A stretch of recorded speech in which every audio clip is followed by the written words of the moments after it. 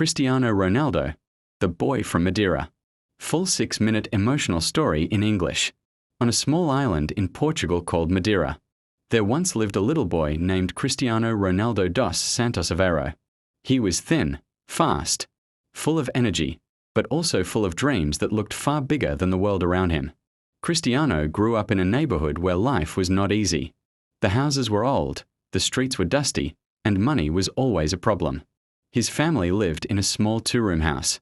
Sometimes, when the rain grew heavy, water entered through the roof. His mother worked as a cleaner, often leaving at sunrise and returning tired late in the evening.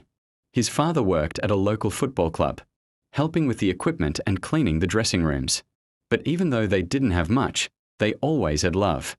And that was the foundation of Chritiano's spirit. A boy with a dream bigger than his island. Every afternoon, when school ended, Chritiano ran straight to the streets to play football with his friends. The problem was, he didn't have a real football. So he would take old clothes, roll them tightly into a ball, and tie them with rope. That was his football. Some days, he used empty bottles or crushed cans. But nothing stopped him. Absolutely nothing. The kids in school sometimes laughed at him. His clothes were worn out, his shoes were old and sometimes torn.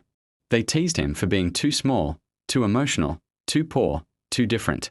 And Chritiano would sometimes walk home with tears in his eyes. One day, after he came home crying, his mother sat beside him. She gently wiped his face and said, "Chritiano, do not worry about what you don't have. Worry about what you can become. Keep playing. One day you will make us proud." These words stayed in his heart forever. The streets became his first football pitch. While other children played for fun, Chritiano played like someone fighting for his future. He trained with incredible hunger, running faster than everyone, kicking harder, practicing for hours even when the sun was gone. People in the neighborhood began to notice him. They would say, "This little boy, he plays like someone born for football." Even adults stopped to watch him. No matter how hot the sun was, no matter how tired he felt, he continued to train like someone who believed destiny was calling his name. Sometimes, late at night when his family slept, Chritiano would quietly step outside with a small ball and practice dribbling between stones. It didn't matter that the streets were quiet, it didn't matter that he was alone. All that mattered was his dream. A painful childhood moment. One afternoon, Chritiano was sitting alone in the dusty street. His makeshift football was beside him. His face looked sad and tired. He had just been teased again by some boys who told him he would never become anybody.